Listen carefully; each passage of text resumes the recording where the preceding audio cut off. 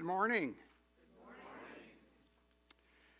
As we join together, you know that we're glad to have you here, regardless of your gender, your race, your age, your class, or your ability. I'm Michael Griffith, and I'm your worship associate this morning at the university. And my tongue has been tangled by the 17-degree temperature, I'm afraid. I'll start again.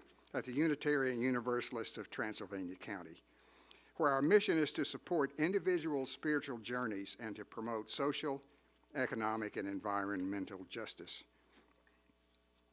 The opening words, the welcoming words, are by Joan Javier Duval. You are beloved, and you're welcome here. Whether tears have fallen from your eyes this past week or gleeful laughter has spilled out of your smiling mouth, you are beloved, and you are welcome here. Whether you're feeling brave or brokenhearted, defiant or defeated, fearsome or fearless, you are beloved and you are welcome here. Whether you have untold stories buried deep inside, or stories that have been forced beyond the edges of comfort, you are beloved and you are welcome here. Whether you have made promises, broken promises, or are renewing your promises, you are beloved and you're welcome here. Whatever's in your heart, however it is with your soul in this moment, you are beloved and you're welcome here. In this space of welcome and acceptance, commitment and recommitment of covenant and connection, you are beloved and you are welcome here. You may have seen some of the announcements scrolling on the screen before we began the service, and I'll add here that when it comes to the pandemic that we are associated with today, we're grateful that you wear your mask while in the building. And sign in on the clipboards as you sit in the audience. You'll find Reverend Bob has posted a chart of mask effectiveness in the social hall with questions of those of you who've asked. Please be mindful of the need for full air exchanges in the sanctuary and move to the social hall between services. If there's a deep joy or concern in your heart to share, ask an usher for a piece of paper, and the usher will bring it forward to be added to Reverend Bob's pastoral prayer. For those of you who are vision impaired or otherwise didn't see the announcement slides, let me emphasize the Pie Day tomorrow evening, which will be a wonderful affair. We'll auction off pies in the social gathering. And Tuesday's lunchtime picnic on the green, once again weather permitting, and the author series interview with our own Carter Haywood Tuesday evening. We remind you again that our pledge drive is underway. We're about midway through it, and we'd like to have all the forms back by March the 31st in the box, in the lobby, or by mail. If you didn't get or lost your pledge form, don't worry, we'll get you another one. Some of us are very much interested in this, those of us who are particularly on the pledge committee. So we urge you at this very important time to speak up. We thank you who have already turned in your forms. We're going to feature a video testimonial from people in the congregation, and that will remind us of ways that the importance of this congregation is to us. We support it with our time, our treasure, and our talent. And this week we feature Elizabeth Williams. Hi, I'm Elizabeth Conway Williams. I'm a member of UUTC. When I think about the pledge drive and giving, I'm reminded of my econ teacher back in high school who would talk about the dollar vote and the idea that what we give our dollars to is what we want to proliferate, what we want to grow in our world. And so when I think about what I want to vote for with UUTC, I think I'm investing in a lot of things, including Sunday mornings, having space and time to come together, to be in communion, to be still, to think, to listen, to pray, to worship, to remember our big why. I vote for our community of folks, how we connect and uplift each other, and for the communities not just of now, but of the past and of the future. I vote for how UTC realizes Unitarian Universalist values and principles, both in our own community and within Brevard as a whole through volunteering, advocacy, and community partnerships. I vote for having a place to bring my children, to engage with them intentionally about how to be a human and find our way in this world. When I give, I vote for all of us, for how we can come together to realize the things that matter most to us, both within our own hearts and outside our church doors. Thank you for joining me and all of us in creating this community together.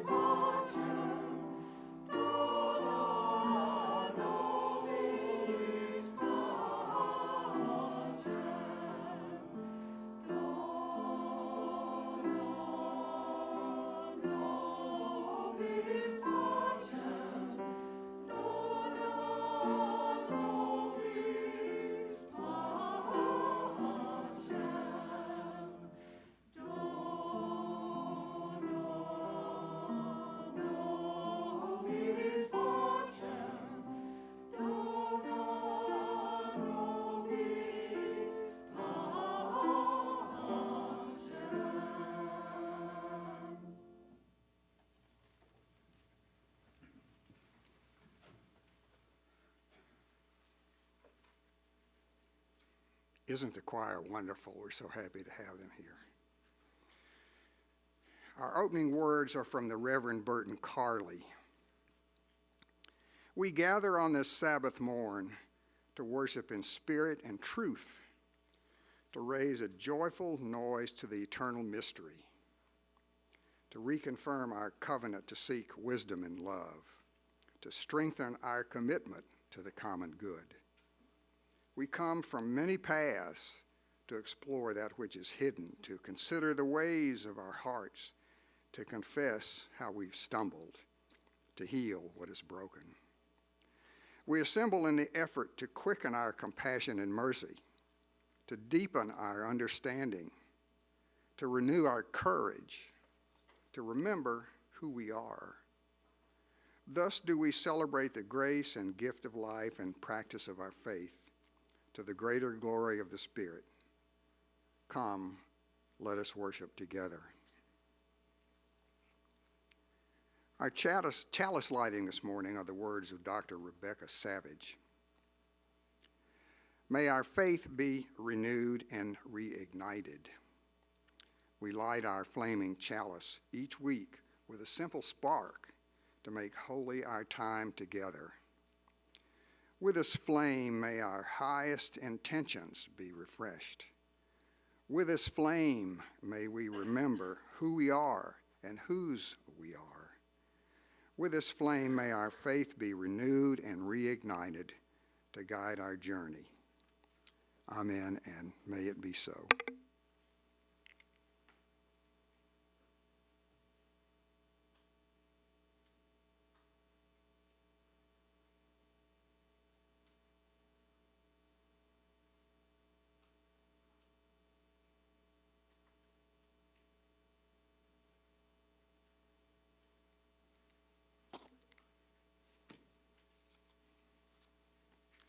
Now, as you are willing or able, would you rise and join us in singing the first hymn, O Life That Maketh All Things New.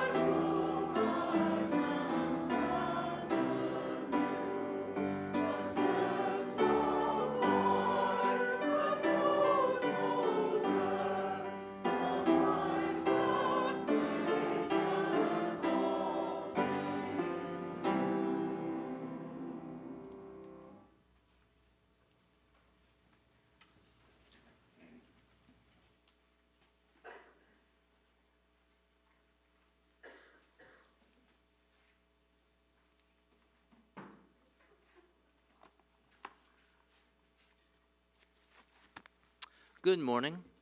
If I could ask the kids to come up here towards the front with me.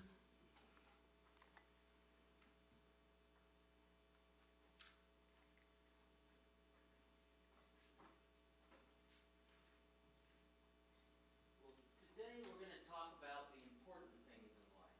So we're going to use some things to represent what's important in life. And so we have our jar here. And this is going to be the thing that represents life and what's important. So I was going to ask you guys if y'all could help me fit a few of these bigger rocks in here. You want to help put some of these in with me? Want to help put some?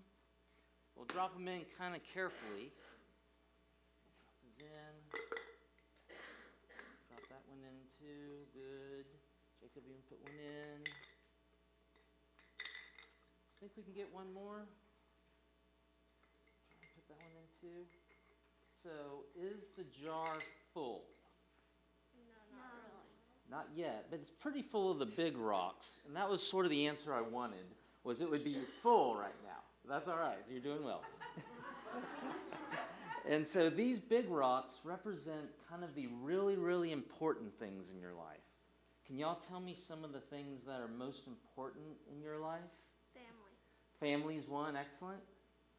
Jack? Friends. Some family, some friends. Maya, anything for you? Do you maybe have a pet at home, or dogs, or even your little brother? Well, these are the really important things in life, maybe our community and our church. And if we get all these important things in life right, then they're in first and they fit. Now let's put some next things in. We have some smaller rocks here. Why are they wet? Well, a minute. So can you guys try and get some of these smaller ones in there? Jacob, we're going to wait on those for a minute. All right, Maya, good. Some of those. Okay, and so our jar, is our life filling up then? Good. I still see tons of room. Still some room there. So these smaller things, just a minute, Jack. These smaller things here, okay, are the other things that are important in our life. But we could probably, if we have the big things in life, we're still okay. The smaller things might be things like maybe a favorite toy or two, something you use a lot. Dog, cat. Or maybe pets too, that's right. Or maybe it's something that we like to do a lot, play a certain way or do a certain sport. And play video games? We're going to wait on that one for just a minute. But so these are still important, but is our jar completely full? No. Let's see if we can get a few really small things. Just a few.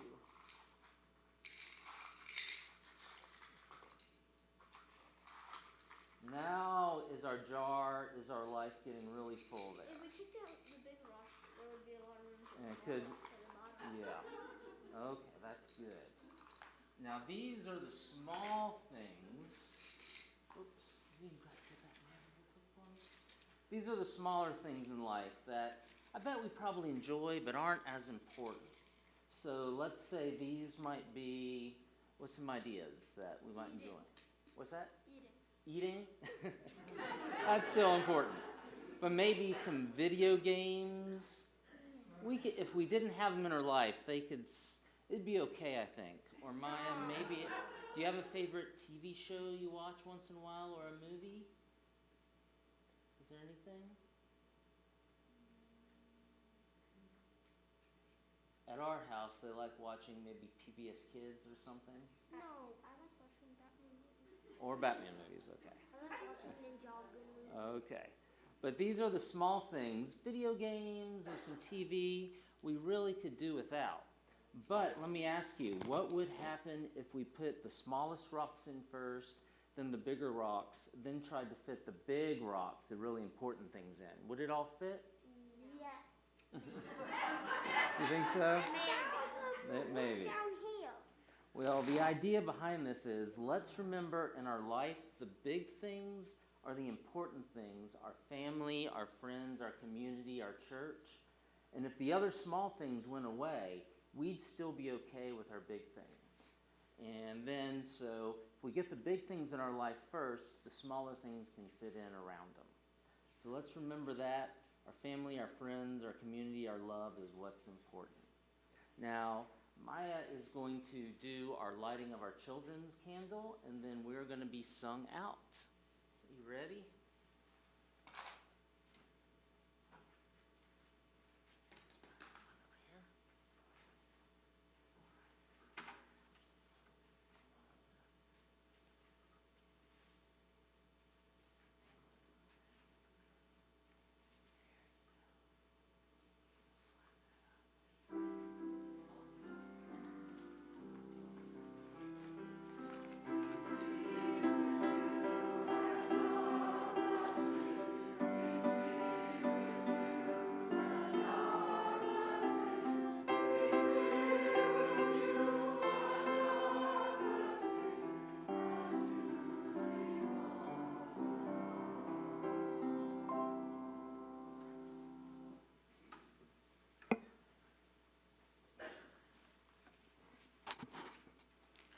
Aren't Unitarian Universalist children wonderful?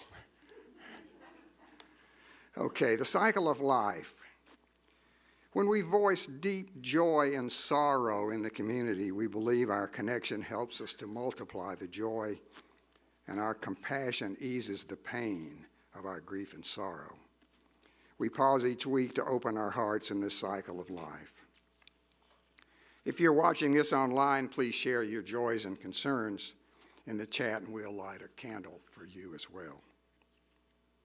First, we honor the frontline workers on whom the burdens and risks of the COVID pandemic fall most heavily with this candle of gratitude. Here at home, Black History Month is drawing to a close.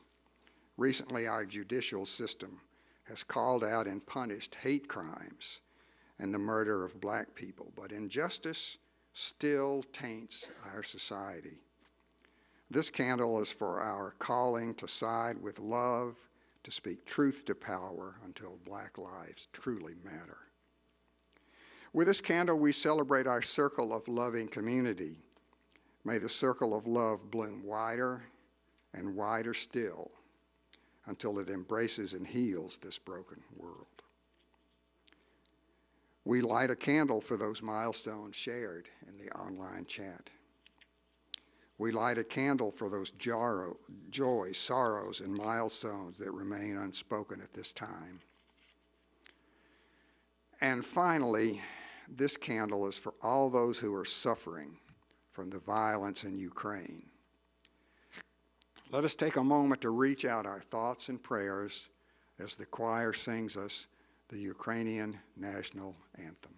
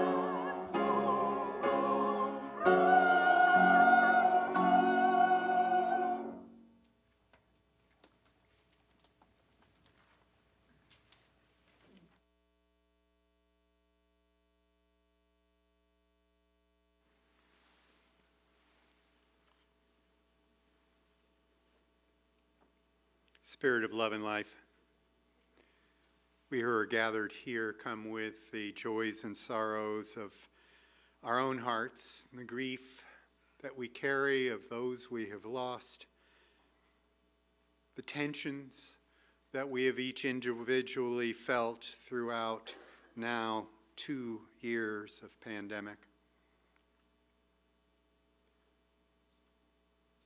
Spirit of love and life, what we have suffered has affected us with trauma deeply. But we remember the images we have seen on the television or read in the news reports of those whose country is attacked, the Ukrainians who are defending their homeland. And we know We know that the suffering and the trauma of human beings anywhere affect all of us as we let known that we are a part of this vulnerable fabric of interdependent web of all existence.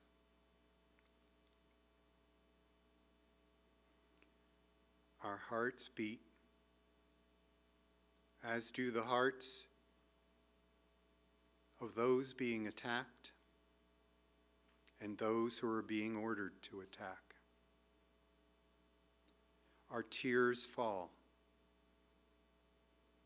as the tears fall among those all throughout this globe. Spirit of love and life, we pray for sanity of leaders, for guidance, for a world community that stands in solidarity against violence. These, the prayers of our hearts, we hold now in the silence.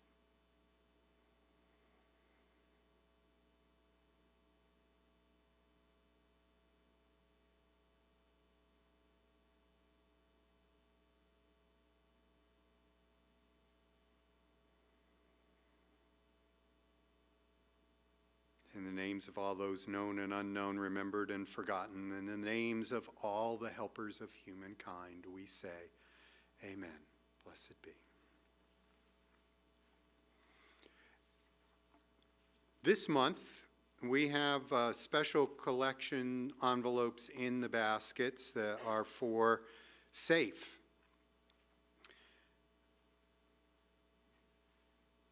We have elected to choose SAFE as one of the monthly collections. Besides the way in which you can give of your own generosity, SAFE is here to help in Transylvania County and Jackson County those who are suffering from domestic violence and efforts to help reduce that in our communities.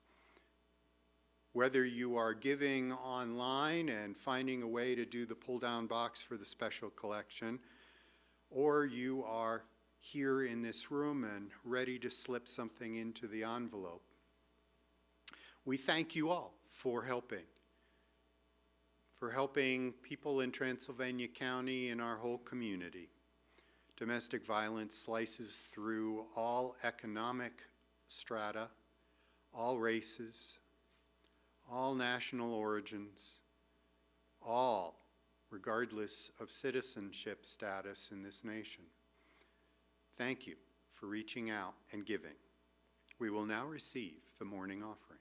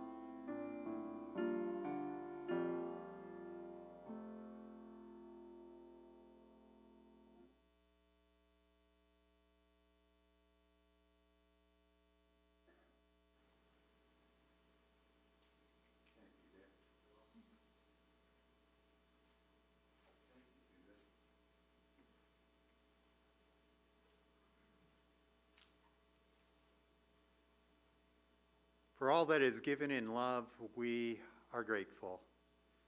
We receive it with great joy and say, thank you.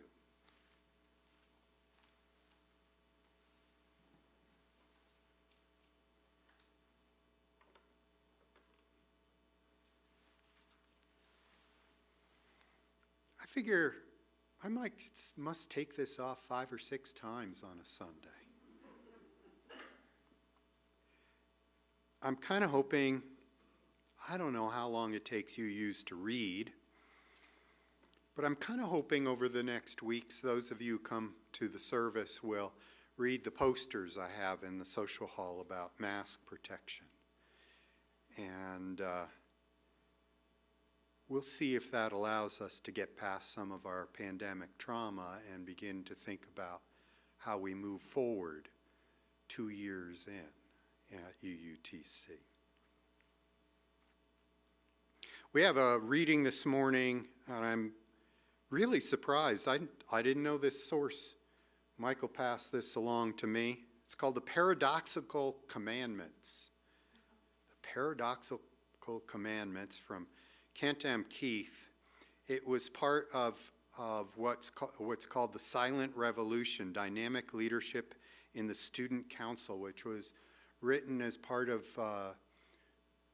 student revolutionaries back in 1968. All right. This is how student councils can learn to lead rather than just be stuck.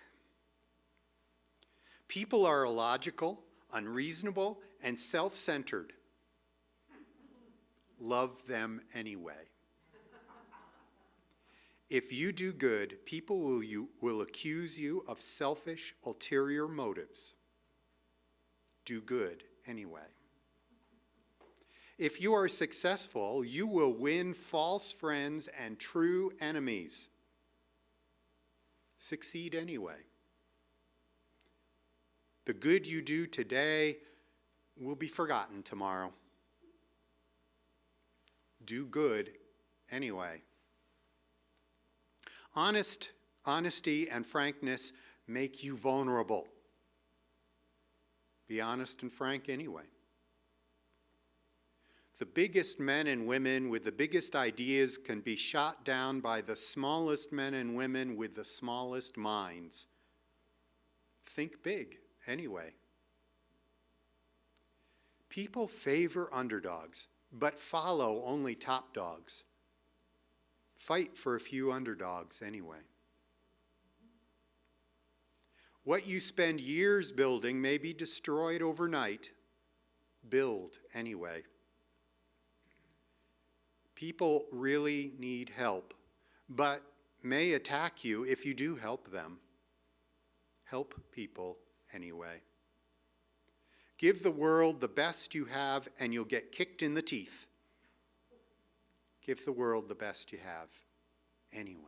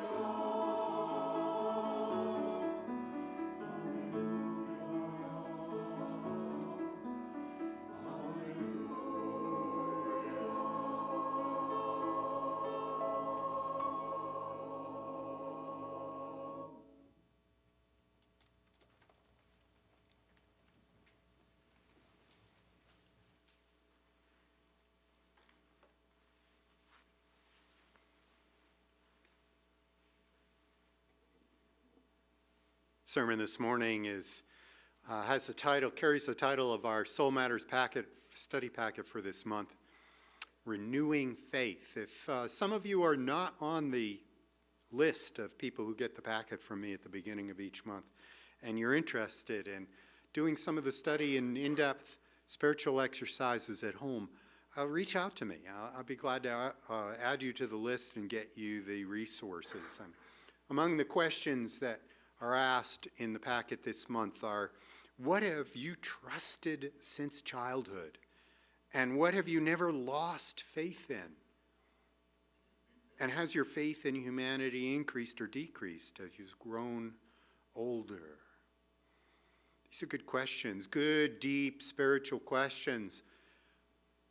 As we all grow with the religious traditions we had as children or that we are developing now in new ways, how do we feel about our faith in humanity, our faith in connection that we are under this broad blanket of the divine perhaps, or somehow in this interconnected network of joy and sorrow that is humanity?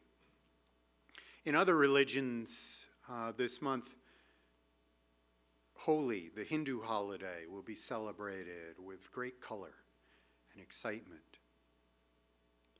The Jewish observance of Purim, the casting of lots, that's a direct translation from the Hebrew, casting of lots, which happened in a time without visible miracles, in which the people's faith may have not been reinforced, and random chances, one after another, saved the Jewish people. Or was it random? Maybe you don't know the story. But the idea that neglectful rulers who just like to party might allow those who had evil intentions take on the direction of the way things were going and somehow order the genocide of the Jewish people in the process. And yet, one after another, little random things seemed to happen in which everything was reversed. And the evildoer had to parade the Jewish wise leader in robes and crowns through the town, and was put to death on the day that the pogroms were to have begun. It's interesting to come on to this observance right now. What is justified in humanity? We let people just go along and allow things to happen, to move forward for the death of peoples because someone wants it done. I don't know. We seem to go through this century after century. But I looked at it again, that story about the one person who stands up and says no. It turns out to be the new wife of the king, the queen, who herself is Jewish and would be put to death after revealing that she is Jewish. Her father, who had given a tip to the king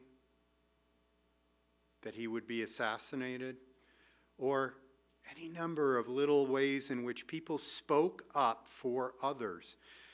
It's interesting to me to have to revise this theme in the light of war that we see on the TV.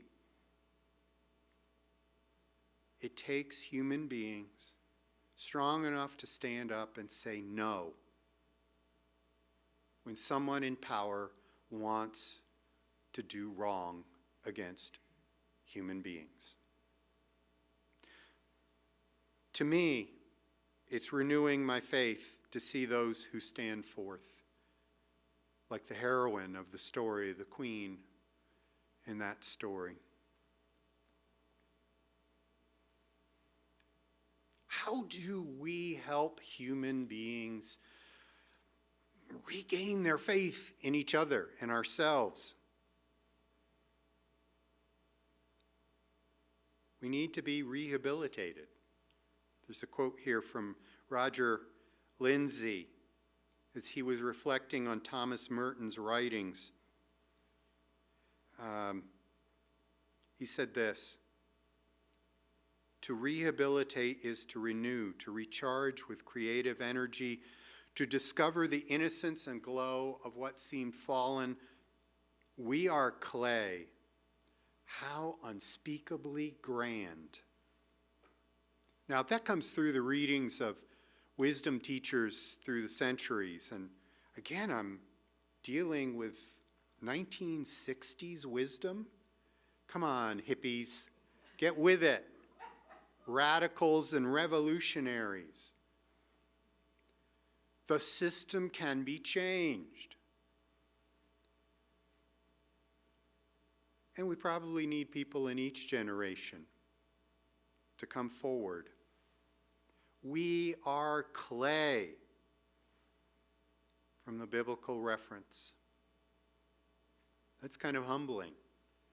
But then, how unspeakably grand. Referring back to that student council document from 1968,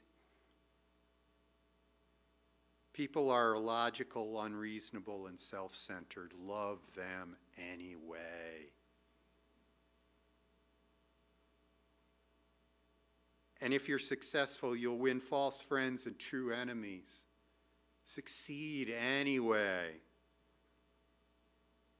The good you do today will be forgotten tomorrow. Do good anyway. Why? Because it reminds us that our humanity is something. We are in relationship to the divine and have it within us. Again, back to the Jewish tradition. To quote from a issue of Parabola magazine from spring of 2007, the issue on faith. Sorry, held up the wrong issue. There we go. See the right cover there. Faith, is it real or am I real? I don't get that question. Faith, is it real or am I real? This seems to be an interesting dichotomy, but I don't think that's what they meant. But it says in there, Mark Gaffney says, the prayer is, Modeh anai lefanecha. I give thanks before you. It's said every morning. And out of that, what comes out is the phrase, I believe in the divinity of my humanity, and I know that all that is courses through myself. Now, that's not why that prayer is said. That prayer is said to give thanks to the divine every morning. But it puts the person who is saying the prayer into direct relationship and understanding of the divine. And so it gets stretched out. It can be stretched out from there. Every morning begins with a proclamation of a certainty. Before the start of each day, I say that prayer, and in so doing, make the ultimate statement of certainty. I give thanks before you. I give thanks in your presence is a clear and strong statement of a divine relationship. In it, one speaks directly to the divine, acknowledging the daily presence of the Spirit in our lives, the divine role in creation, the divine dimensions of ourselves, created in the image of the divine, emerging from the nightmares of maybe and the darkness of so what. I begin the day with certainty of before you I give thanks. This certainty isn't intellectual, it's instinctive and primal. It's not scientific knowledge. Gone are the medieval days when we could employ Aristotelian physics to offer rational proofs for the existence of God. In a post-Kantian world, the easy certainty of medieval schoolmen are simply not available to us. In the discarded image of the old world, faith meant it is true. Faith meant it is true. Today, faith means I am true. I am true because I am in the presence of the divine and because the presence of the divine is in me. I believe not in a set of dogmas that seek to explain the nature of all that is. Rather, I believe in the divinity of my humanity, and I know that all that is courses through myself. All that is courses through myself.